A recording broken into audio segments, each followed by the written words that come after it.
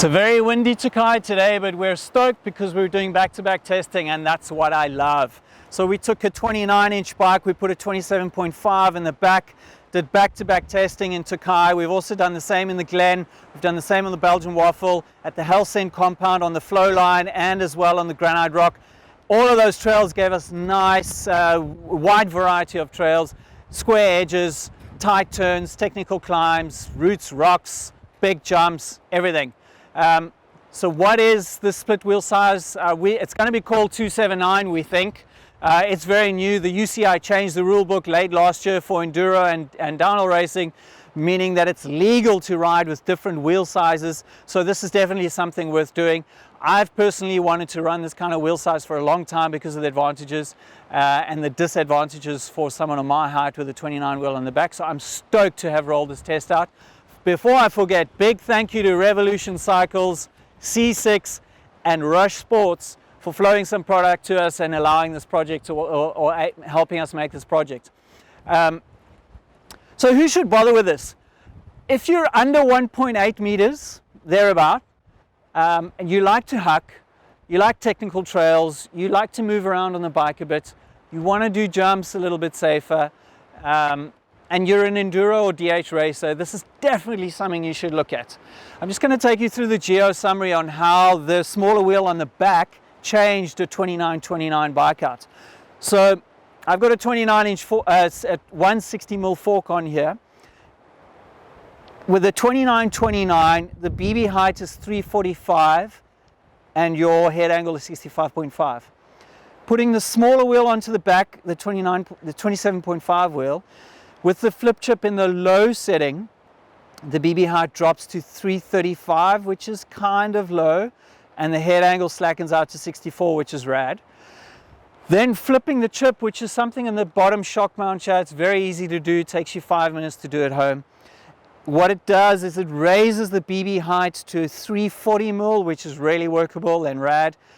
Still gives you some nice BB drop, makes the bike stable, and it steepens the head angle up to 64.9, which is also rad. So all of those head angles work. Just the 335 BB height's a little low, so if you're going to do it on a levo, you're going to want to run the flip chip in the high setting. So you can head up the site and see the full review. We'll give you some ideas on what bikes you can do this to. You don't have to wait for 2020 year model bikes to come out. You might be able to do this on your bike, but there's some bikes that just won't work. The BB will just be too low and the geometry will just be compromised to a level that it's now inefficient / perhaps dangerous on the trail. So we'll put that all up on the site for you. For now though, the disadvantages of a small wheel on the back: there's less BB drop, so there is less of that stability that you get with the two big wheels.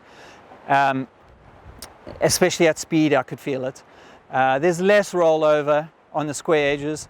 There's less traction on steep climbs, particularly if you're using an e-bike to get up steep climbs. This is marginally less traction. And it won't work on every bike, as I said earlier. The advantages, well, I absolutely love this setup. For me, I can lay the bike over into turns a lot easier. The lower axle height on the 27.5 wheel just helps you throw the bike, especially like sweeping turns where it's like left, right. You can the bike just tends to like roll into the turn nicer. Smaller wheel on the back, there's a pick and place factor when you're riding a techie trail. You can pick and place and be more precise on where you want that back wheel to be. Also last minute hucks, so when you're bombing a trail, you come around a corner, there's a bit of a small boost you want to do, or something you have to do because there's a rock that's rolled into the trail or something.